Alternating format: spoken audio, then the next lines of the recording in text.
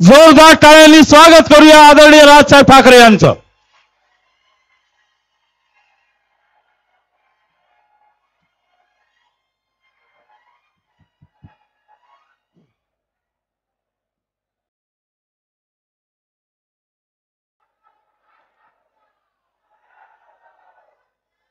तुम्हाला आवाज येतोय का माझा?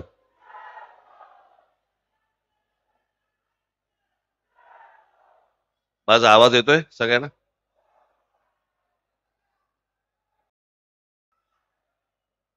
सन्माननीय व्यासपीठ आणि माझ्या जमलेल्या सर्व मराठी बांधवांनो, भगिनींनो आणि मातांनो,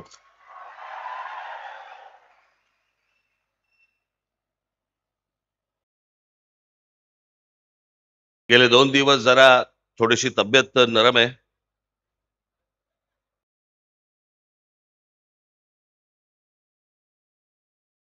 आज जो आत्ता इथे आलोय, मला सकाळी माझ्यात ताकद नव्हती. मी फक्त जयंतरावांच्या प्रेमाखातर, तुमच्या प्रेमाखातर म्हणून मी आज इथे आलो. फार काही लंब भाषण करणार नाही, परंतु जरा पावसाळा कमी झाला की पनवेलमध्ये मी सभा नक्की देईन, निश्चित देईन.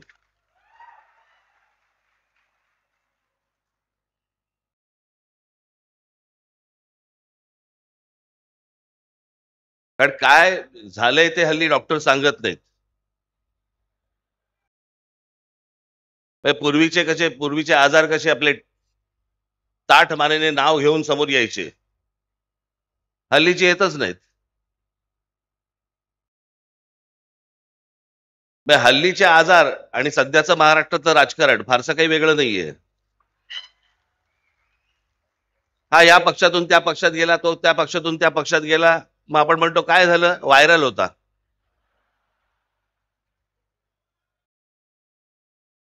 हे सगळे महाराष्ट्रात व्हायरल खूप फिरतायत.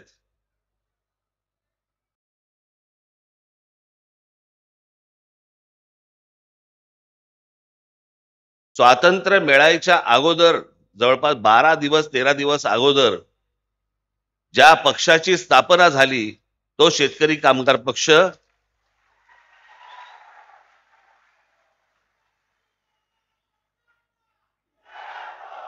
3 ऑगस्ट 1947 ला स्थापना झाली आणि 15 ऑगस्ट 1947 ला स्वातंत्र्य मिळालं. महाराष्ट्रामधला स्वातंत्र्यपूर्व काळातला निर्माण झालेला हा एकमेव राजकीय पक्ष.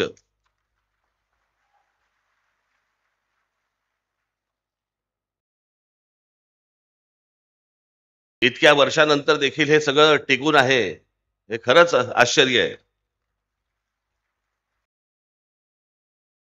मला अजूनही आठवतंय की 1981 साली शिवसेनेचं पहिलं अधिवेशन मुंबईला झालं होतं आणि त्या शिवसेनेच्या पहिल्या अधिवेशनाला प्रमुख पाहुणे म्हणून श्रीपाद अमृत डांगे आले होते, कम्युनिस्ट पक्षाचे. खरं तर शिवसेना आणि कम्युनिस्टांमध्ये कधी मधून विस्तवी जात नसे, पण राजकारण आणि राजकारणी हे उदार होते, मोठ्या मनाचे होते. मोठं मन आता संकुचित व्हायला लागले सगळ्यांचं. म्हणजे आज जर समजा विचार केला त्या गोष्टीचा, तर शिवसेनेच्या व्यासपीठावरती श्रीपाद अमृत डांगे येणं म्हणजे भगव्या व्यासपीठावरती लाल ध्वज येण्यासारखं होतं.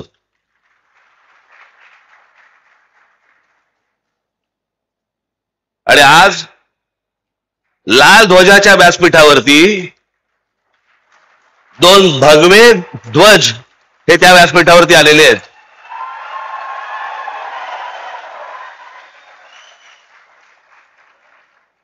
जयंतरावांनी मला जेव्हा येऊन सांगितलं की तुम्ही यायला पाहिजे,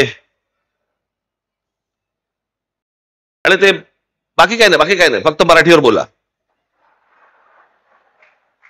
त्याच्यामुळे आता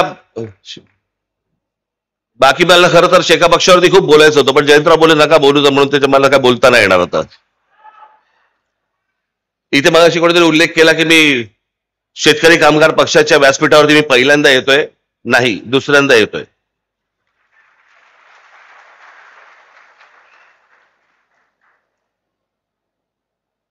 पाच वर्षापूर्वीच्या लोकसभेच्या निवडणुकीला मी जयंतरावांच्या प्रचाराला पण आलो होतो.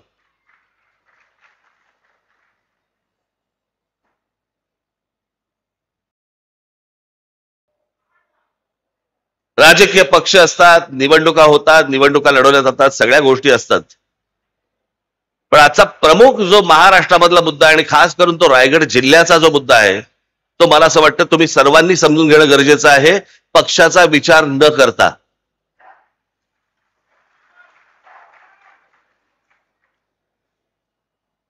ज्या प्रकारे या संपूर्ण रायगड जिल्हा हे अटल सेतू वगैरे झालंय, जेव्हा जेव्हा चांगले रस्ते ज्या वेळेला आलेले आहेत त्यावेळेला जर राज्यकर्त्यांचं लक्ष नसेल तर तो प्रदेश बर्बाद व्हायला वेळ लागत नाही. आपल्याकडच्या राज्यकर्त्यांचं तुम्हाला आता सध्या माहितीच आहे. महाराष्ट्र राज्याचा मुख्यमंत्री महाराष्ट्रात लहान मुलांना हिंदी कशी आणता येईल आणि शिकवता येईल याचा विचार करतोय. पण महाराष्ट्रामध्ये जे काम धंद्यासाठी येत आहेत त्यांना मराठी कशी येईल याचा विचार नाही मुख्यमंत्र्यांच्या मनात.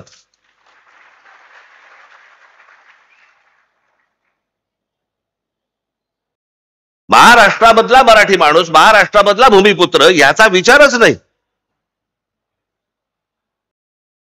आणि याचं सगळ्यात मोठं विदारक जर स्वरूप कुठचं असेल, भीषण स्वरूप जर कुठचं असेल, तो रायगड जिल्हा आहे.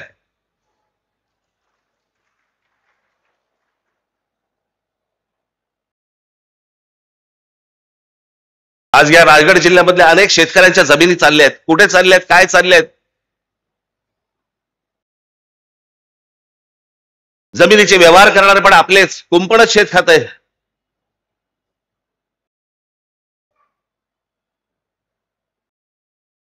शेतकऱ्यांच्या जमिनी चालल्या आहेत, उद्योगधंदे येत आहेत, उद्योगधंद्यांमधनं बाहेरच्या राज्यातनं माणसं येत आहेत.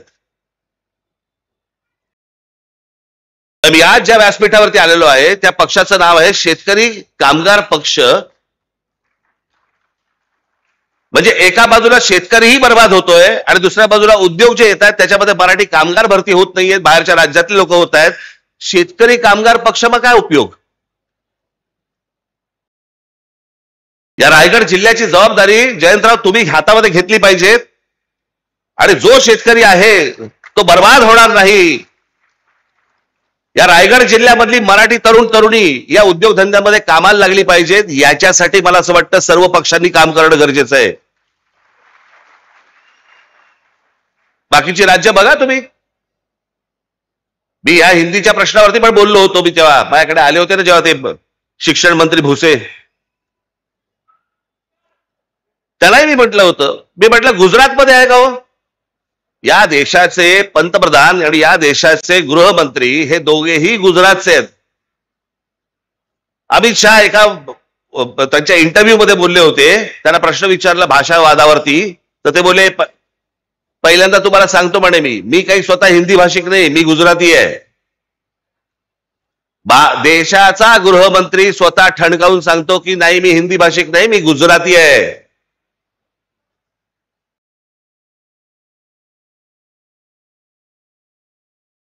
आज पंतप्रधान नरेंद्र मोदी झाल्यानंतर महाराष्ट्रामधले अनेक प्रकल्प गुजरातमध्ये गेले. डायमंड मार्केट गुजरातमध्ये गेलं.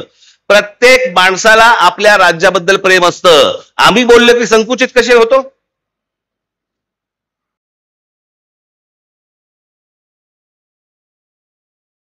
मी जेव्हा त्यांना सांगितलं, म्हटलं तुम्ही आता हिंदी आणायचा प्रयत्न करताय, गुजरातमध्ये आहे का हिंदी? ते बोलले नाही गुजरातमध्ये नाही हिंदी. म्हटलं मग महाराष्ट्रात का आणताय?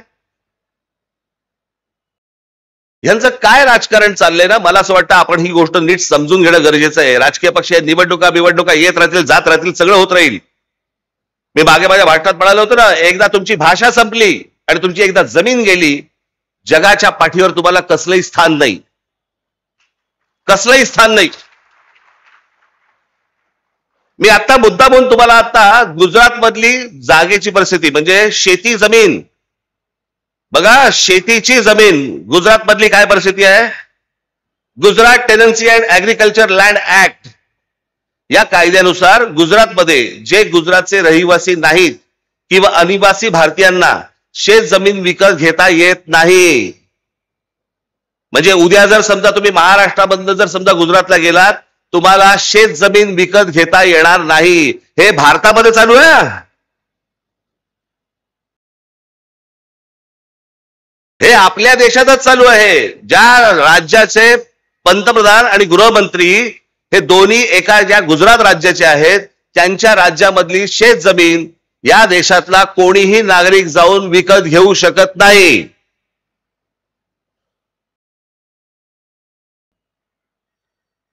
समजा ती विकत घ्यायची असेल तर फेमा नावाचा कायदा आहे, त्याच्या अंतर्गत रिझर्व्ह बँकेकडनं विशेष परवानगी घ्यावी लागते.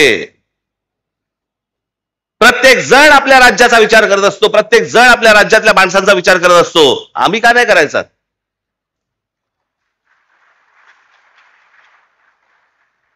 आज आमच्याकडे इथे रायगड जिल्ह्यामध्ये कोण जमिनी घेतंय, कोण येतंय, कोण राहतंय, काय चाललंय माहिती नाही.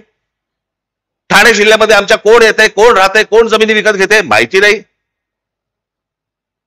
जवळपास उत्तरेमधले अनेक असे धनदांडगे आहेत की ज्यांनी आज महाराष्ट्रामध्ये, कोकणामध्ये, खास करून रायगडमध्ये, रत्नागिरीमध्ये, सिंधुदुर्गामध्ये जमिनीच्या जमिनी घेऊन ठेवलेल्या आहेत. आमचेच लोक विकतायत. आमच्या लोकांना एवढंही कळत नाहीये की यातनं आम्हीच संपणार आहोत.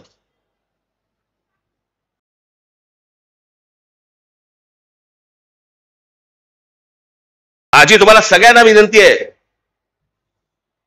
याच्या पुढे उद्योगधंद्यासाठी जर जमिनीसाठी जर तुमच्याकडे लोक आले, तुमच्या जमिनी नुसत्या विकायच्या नाहीत. त्याला म्हणा आम्ही जेवढे शेतकरी आहोत तुमच्या कंपनीमध्ये आम्ही पार्टनर म्हणून येणार. आमची मुलं तर लागतीलच लागतील तुमच्याकडे कामाला, पण अशा फोकटच्या फाकट आम्ही नुसत्याच जमिनी देणार नाही तुम्हाला. आज या गोष्टी जर नाही वाचवल्या आपण, आपल्या हातात काहीही राहणार नाही. उद्या याच ठिकाणी, याच रायगडमध्ये अमराठी नगरसेवक निवडून येतील, अमराठी आमदार निवडून येतील, अमराठी खासदार निवडून येतील. मी जो त्या दिवशी माझ्या एका सभेमध्ये मी सांगितलं ना की हा धोका सगळा अख्खा ठाणे जिल्ह्याला विळखा पडलेला आहे.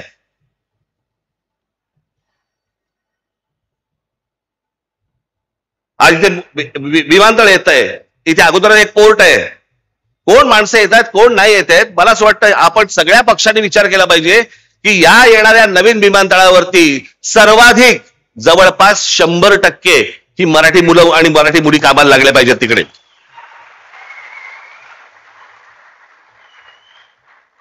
बाहेरून कोणीतरी उद्योगपती येणार, तुमच्याकडच्या जमिनी घेणार, तुमच्याकडचे धंदे घेणार आणि वाटेल तो थैमान घालणार.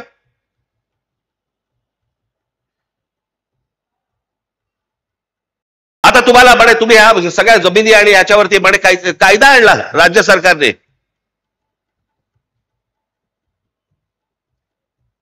तुम्ही कोण आहात? तर अर्बन नक्षल आहात. शहरामध्ये राहणारे नक्षल. तुम्ही जर विरोध केला, कुठच्या प्रकल्पाला विरोध केला तर सरकार तुम्हाला अटक करू शकतं. एकदा करूच देत.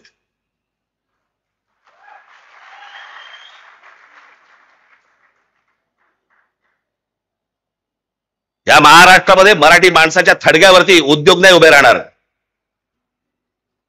उद्योग आणायचे असतील तर मराठी माणसाचा मान सन्मान राखूनच तुम्हाला उद्योग आणावे लागतील, त्याशिवाय तुम्हाला आणता येणार नाहीत. कोण कुठे येतोय काही पत्ताच लागत नाहीये. कुठून रस्ता, म्हणजे या संपूर्ण राज्यामध्ये कोणत्या प्रकारची प्रगती होते, कुठून रस्ते निघणार आहेत, काय निघणार आहेत, फक्त मंत्र्यांना माहिती. का? तेच ठरवणार आणि रस्ता व्हायच्या अगोदर तेच जमिनी घेणार आणि मग या सगळ्या उद्योगपतींशी व्यवहार करणार आणि मग सगळे गब्बर होणार आणि मग निवडणुकीच्या तोंडावरती विषय गेला बाजूला, विचार गेला बाजूला, फक्त तोंडावर तुमच्या पैसे फेकून मारणार आणि तुमच्याकडनं मतं घेणार. एवढा एकमेव उद्योग महाराष्ट्रात सुरू आहे. कोणी त्याच्या खोलात जाऊन बघायला तयार नाही, कोणी त्याच्या खोलात जाऊन विचार करायला तयार नाही की ह्याच्या पुढे काय होणार आपलं. थोडक्यात जमिनी विकायच्या, तुमच्याकडे काहीतरी चिटूर पिटूर काहीतरी येणार आणि मग ते पैसे आले की मग ते पण काढायला मोकळेच आहेत.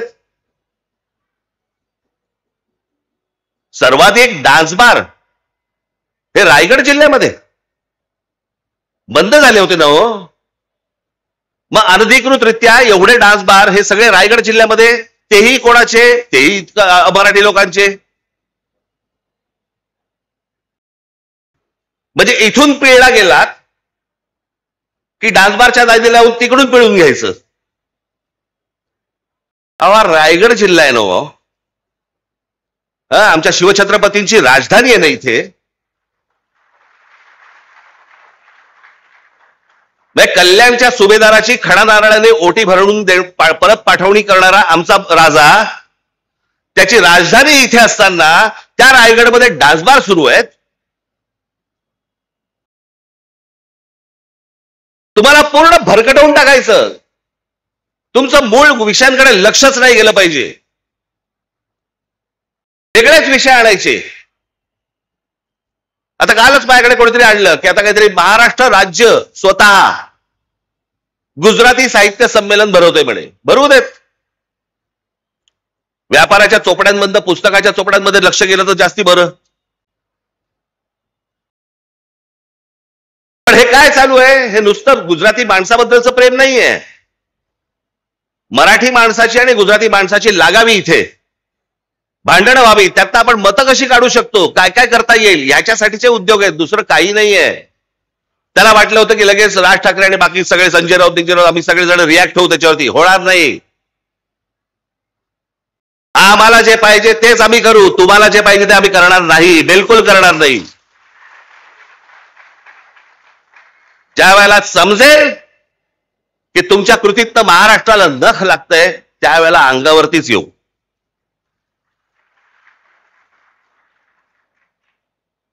आज जो तुमच्याकडे समोर आलोय तो फक्त एवढ्यासाठीच आलोय, कान बंद ठेवू नका, डोळे बंद ठेवू नका. आपल्या आजूबाजूला काय नक्की चालू आहे याच्यावर तुमचं बारीक लक्ष असलं पाहिजे. खास करून माझ्या तरुणींना आणि तरुणांना मी सांगेन की काय चालू आहे रायगड जिल्ह्यामध्ये याच्यावर लक्ष ठेवा. तुम्ही विकले जातात. तुमच्या पायाखालची जमीन निसटते. उद्या तुमची भाषा पण निघून जाणार इकडनं.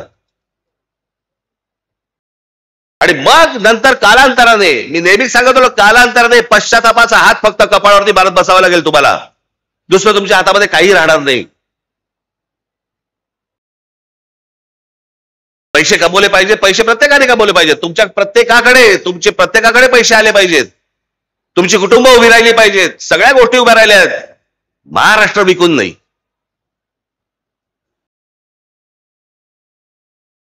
आज बाहेरच्या राज्यांमध्ये आपल्याबद्दलची काय बोलले जातं माहितीये? अत्यंत लाज वाटते मला. लाज. हे कोण आहेत लोक म्हणे? परचेसेबल कम्युनिटी. विकत येणारी माणसं, विकत घेता येणारी माणसं. ही आपली प्रतिमा आहे. मी जे सतत सांगत आल्यावर 1400 वर्ष राज्य केलेला हा महाराष्ट्र या हिंद प्रांतावरती, तो विकला जातो. विकाऊ आहे. त्यातली माणसं विकली जातात. आपलं सगळं जमीन बिमीन, सगळं भाषा भिषा, सगळ्या गोष्टी सोडून द्यायला तयार होतो. असा आपण आपला महाराष्ट्र आहे. कशासाठी पुतळे ठेवायचे शिवाजी महाराजांचे? डेकोरेशन म्हणून. या गोष्टी शिकवल्या या माणसाने आम्हाला. म्हणजे फारसी शब्द या महाराष्ट्रामध्ये असू नये याच्यासाठी स्वतःचा राज शब्द कोश काढणारा हा माणूस, ज्याने तुम्ही मराठीत बोललं पाहिजे म्हणून सांगितलं, त्या महाराष्ट्रामध्ये आम्ही आमची भाषा विसरतोय, आमच्या जमिनी घालवतोय, आमचं सत्व घालवतोय, आमचा स्वाभिमान घालवतोय. एक बाबासाहेब पुरंदरेचं एक फार छान वाक्य होतं, ज्या वेळेला स्वाभिमान शून्य माणसं ज्यावेळेला होतात ना, त्याला उरतात फक्त जिवंत प्रेत. तुम्ही जिवंत प्रेतांसारखे असता कामा नाहीत. हा महाराष्ट्र आहे. देशाला दिशा देणारा महाराष्ट्र आहे. त्याची स्वतःची दशा होता कामा नये. तुम्ही जिवंत असलं पाहिजेत. तुम्ही मोठे झाले पाहिजेत. पण महाराष्ट्र विकून नाही मोठे होता कामा तुम्ही. इतरांच्या आहारी जाऊन नुसत्या फक्त जमिनी देऊन टाकायच्या. दुसरे उद्योग येत आहेत, बाहेरची माणसं येत आहेत. इथे महाराष्ट्रावरती तुम्ही बोलत असता की बिहारांच्या विरोधात आणि उत्तर प्रदेशांच्या विरोधात. अहो गुजरातमध्ये आता दोनदा झालं, दोनदा मी त्याशी म्हटलं ना, दोनदा बिहारांना हाकलून दिले. पहिल्या वेळेला 20,000 लोकांना हाकलून दिले. 20,000 लोक. कोणी ते आंदोलन केलं होतं, तो काय नाव त्याचं आमदार, अल्पेश ठाकूर, त्याने आंदोलन केलं गुजरातमध्ये. बातम्या नाहीत.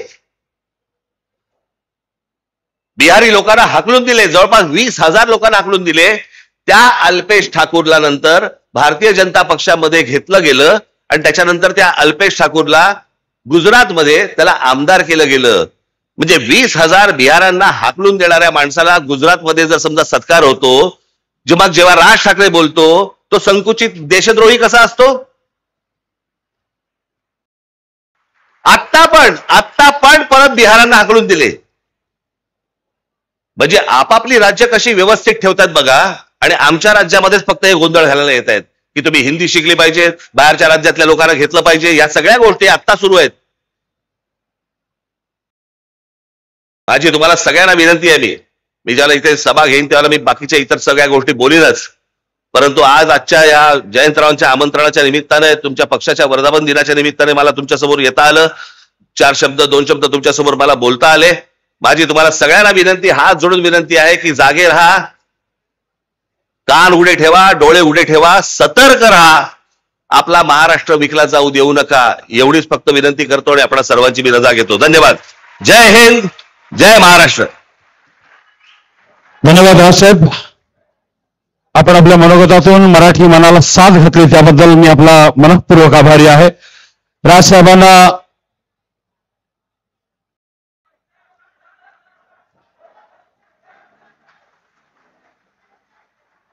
शेतकरी कामगार पक्ष, शिवसेना, महाराष्ट्र नवनिर्माण सेना आणि राष्ट्रवादी काँग्रेस पक्षाचे सारे पदाधिकारी मनानं सुद्धा एक आहे, याचं द्योतक या ठिकाणी आपल्याला बघायला मिळालेलं आहे. मी पुन्हा एकदा